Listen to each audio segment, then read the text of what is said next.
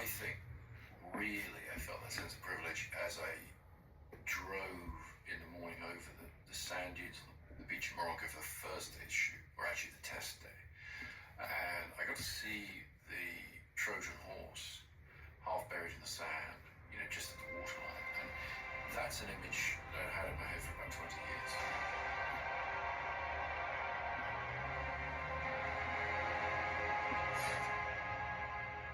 I've been briefly attached to direct Troy, which was David Benioff's script based on the Iliad, and he had included the Trojan horse in that script. What is this? An offering to Poseidon. The Greeks are praying for a safe return home. I hope the sea god spits in their offering. Lets them all drown at the bottom of the sea. So I'd spent time thinking about, well, how would I do that? What did I want that to be? And I came up with this idea of the horse kind of sinking into the sand, about to be destroyed by the waves. Sort of the last thing you would imagine was intended to be, dragged into the city. So to see it then, kind of fully realized the way very much the way I imagined it all those years ago, and finally get to do that. It was a special moment. Tell me what you remember. A wife.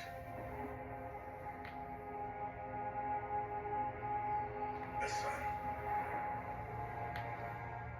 Matt, though, I've got to put you on spot because, and I think you'll see where I'm going with this, but you remember the Game 6 No Regrets scene from Good Will Hunting? Yeah. I imagine you do. You missed Punch Fist home run? Oh, yeah. To have a fucking drink with some lady you never met? But the line, you should have seen her, she was a stunner. I don't care if Helena Troy walked into that room. It's Game 6, yeah. She was a stunner. I don't care if... Oh, no, she lit up the room. I don't care if Helena Troy walks in the room. That's Game 6! That's manifesting. Yeah. I mean, nearly 30 years, over 30 years, yeah. I just want to say how much I loved seeing this being announced at you. Or Odysseus, no pressure by the way.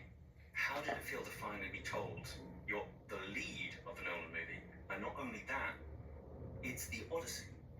Yeah, Chris told me he wanted to give me the lead in a film, and I immediately just blurted out, yes. And then he said, don't you want to hear what it is? And I said, sure. And he said, it's a 2-word pitch. And I said, okay. And he said, The Odyssey. And yeah, my heart did skip a beat. Like, that is a lot.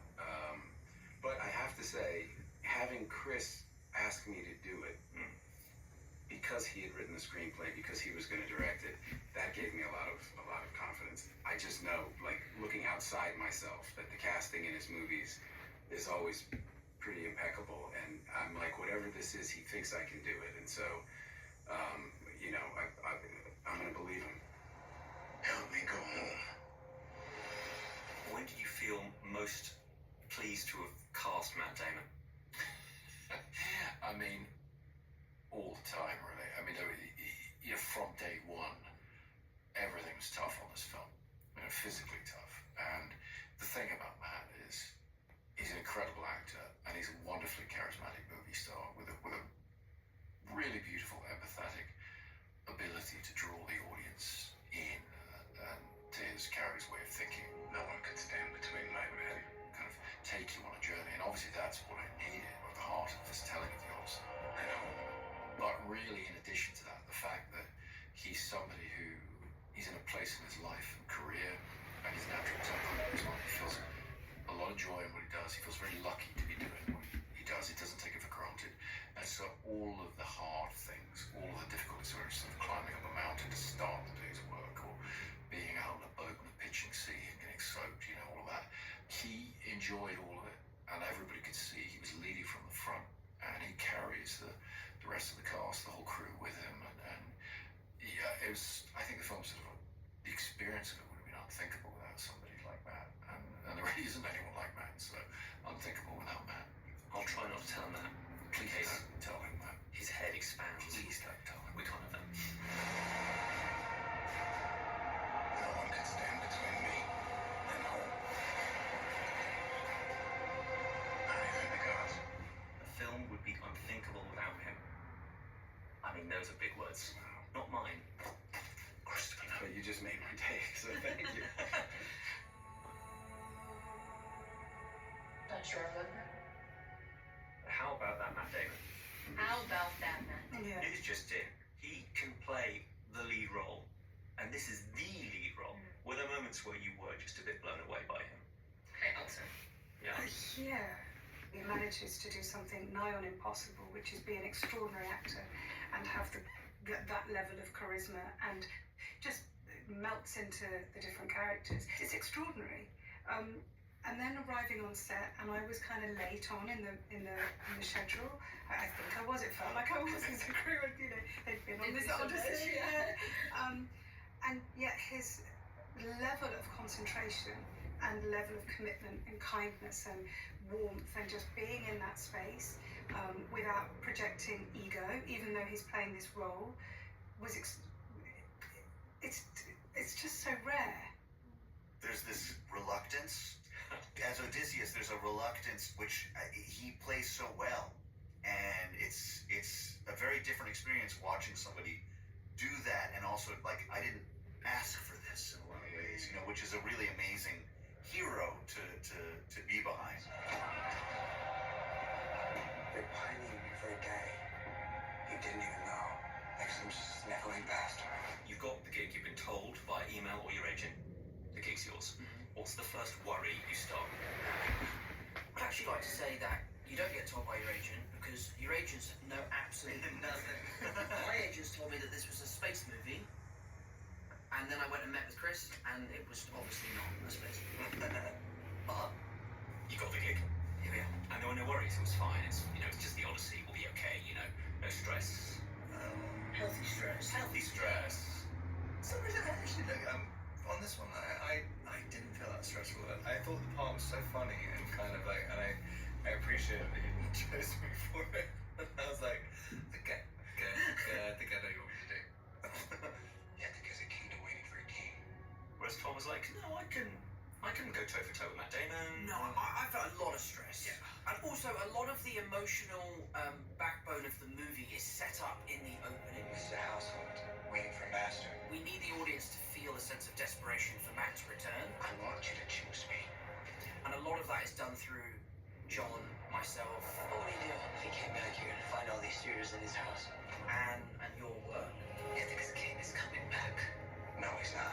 And I really, really wanted to make sure, it was almost like a golf hole. So we needed to hit the fairway so Matt could bring it home. Oh, that's nice. And I really felt a lot of pressure when we were doing those scenes. And I got to ask this question. I'm too curious. What is it like calling Matt Damon Dad? Pretty great. My dad is coming home. Pretty great. Was there a conversation about saying father?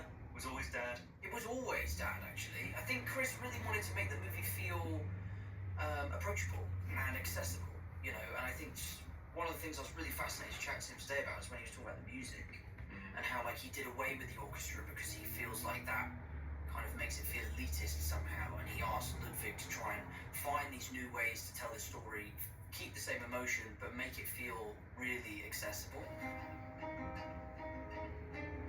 And I think that the way we approached the language was very much not your typical Shakespearean sort of thing. I don't know why I did that voice, but you know what I'm trying to say. Speak in ways we understand. Be honest, who of your friends, family, and colleagues was most actively jealous to hear you got this gig? Jealous. Jealous? Oh, I don't know no. if I got jealous. I don't think so, which maybe is a good thing. Yeah. Speaks to the quality of people we know. Yeah, exactly. Oh wow, so many people. I try not to tell a lot of people because it's gonna make them green with envy. But a lot of them. Ethan Hawke, Mark Ruffalo, David Harbour. Him still hasn't told people. Yeah, they're finding out now. They're very angry. Are British actors more jealous than American actors? No, I don't know. They wouldn't tell me, I suppose, if they were. All right, because British people. Yeah. Americans always say everything. We say whatever. Yeah, No, I we're would not prefer that. Oh yeah. I prefer that. I feel like we do that thing of kind of going, that's great. Oh, brilliant. My son was obviously like, because of Tom, he couldn't speak, which was amazing. Yeah, but the just joy, like, because you don't know who's going to be in, and then you're like, oh, love, oh, Elliot Page. Who's looking after your wife and son? You know, like you're just going through everybody and just, for me personally, just in awe of everybody and just so excited to be in a movie with everybody, but also then go to see their work because you know, love what they do. I say my brother Harry, you know, he's a young filmmaker. He really admires Chris. I think he loves cinema, and it feels like there's a great movement of like younger people going back to the cinemas again. It feels like being a cinephile is something to celebrate.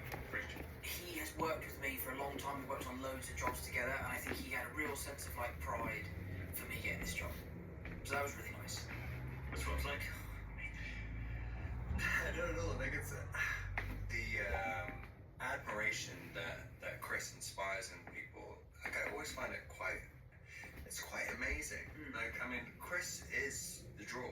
Like for all of his movies, his name is synonymous with like having a kind of massively experiential movie, the biggest movies you can possibly see, and it's like I don't know, it'd be so cool to just be cool to experience what it's like to be him for a little bit.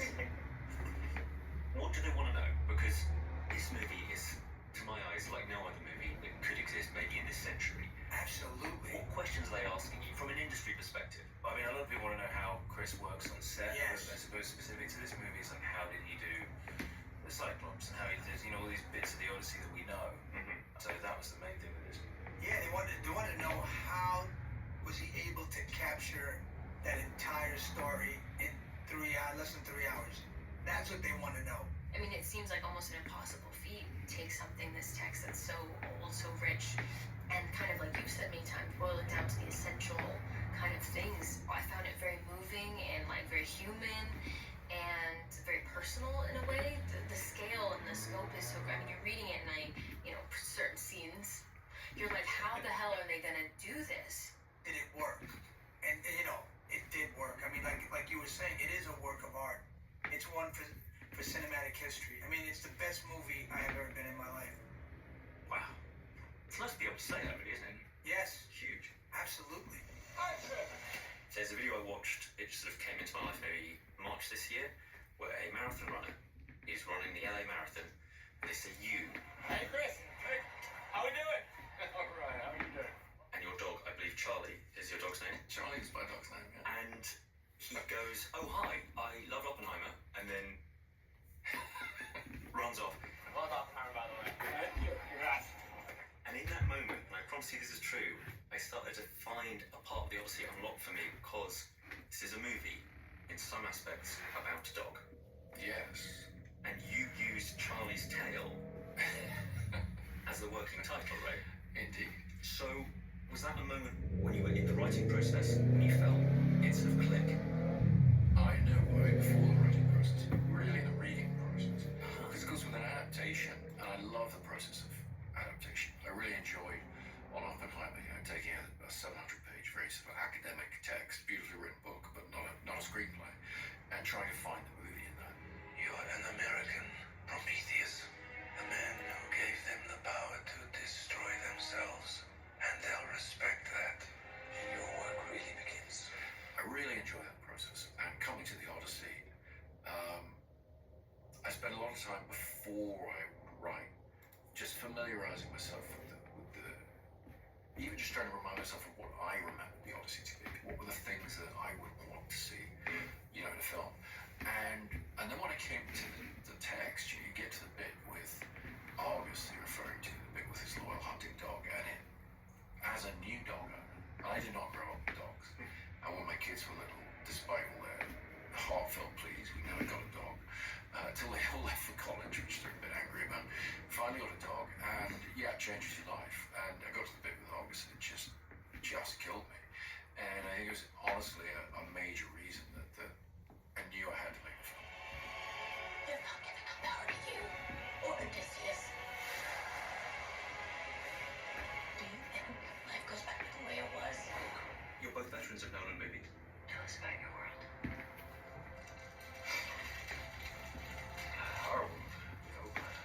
I have a curiosity question, which is, when has Christopher Nolan been the most Christopher Nolan in your presence?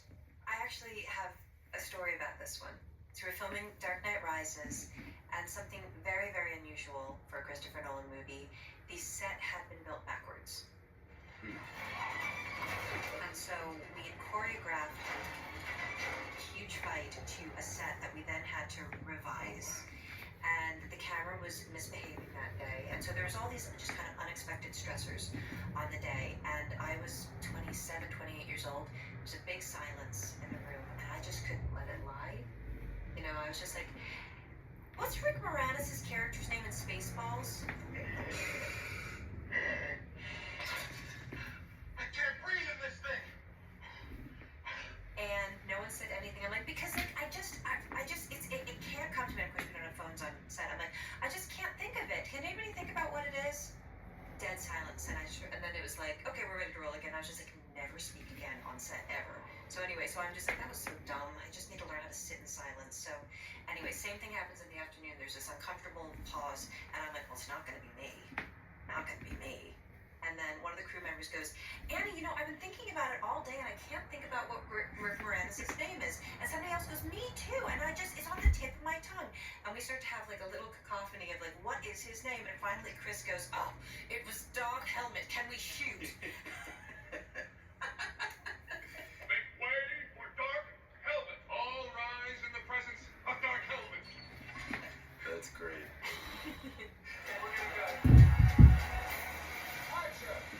We're talking 10 cups of black tea. He's got the video monitor in front of him. Action. Like, when has he been the most him? It just doesn't turn on. Yeah, he's very consistent. Yeah, with the I love the tea thing. It's so strange.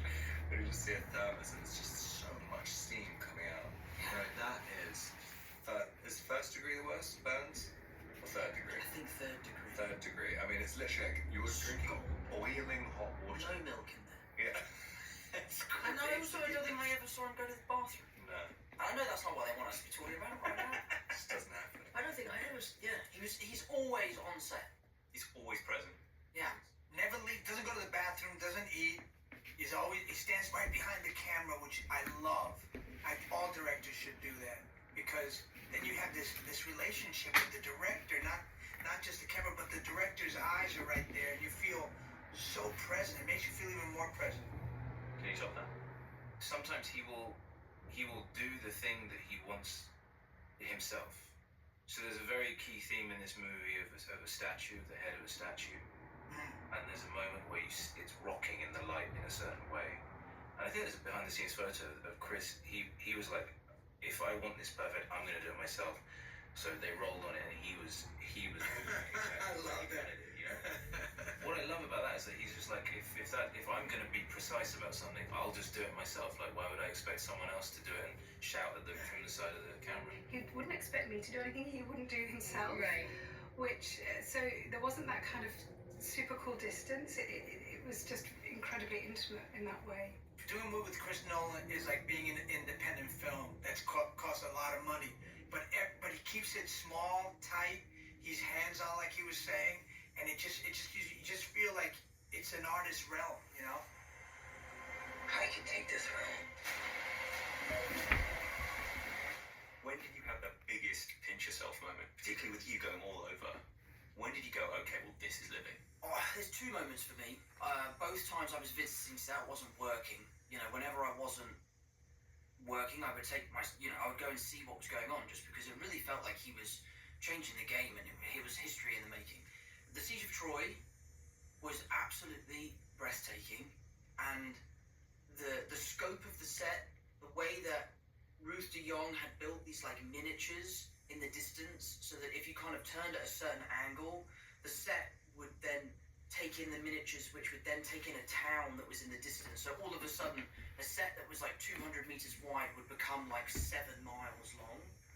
The horse, the fire, the background artists, Matt Damon at the epicenter of it, just seeing all of that was pretty breathtaking. The moment where basically the gates open, and I just feel thousands of people behind me hear all these different languages over the loudspeakers trying to get everybody ready, and they all start going, rah! And then the doors open, and I see Matt and everybody opening the gates, and there's fire everywhere, and I just walk at my own pace, and everybody running by me.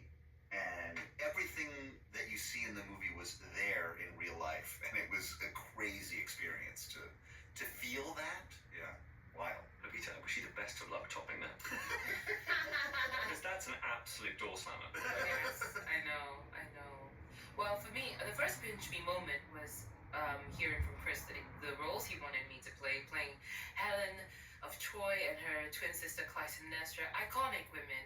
Didn't expect that, and I was really quite stunned and excited by the idea, honored. And then the first day I went on set, I was playing Helen, and it was a banquet scene.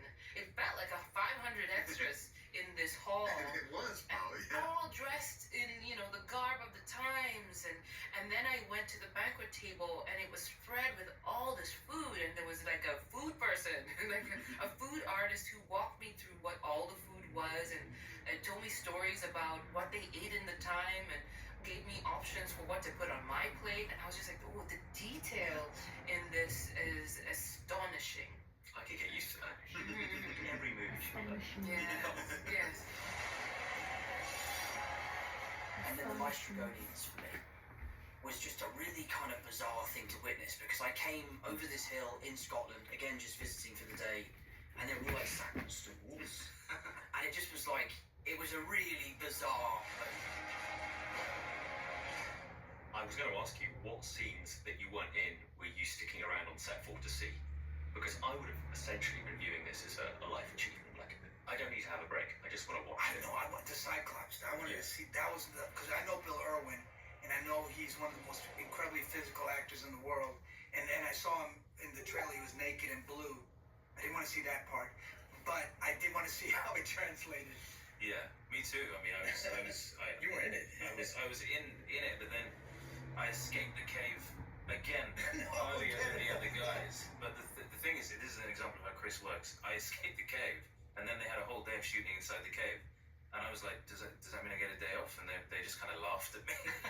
And so in a way, when it's a film like this, you go, yeah, I'll come to set and hang out Absolutely. on a Chris Nolan set for a day. That's great, You want to see it. You want to experience it. Yeah.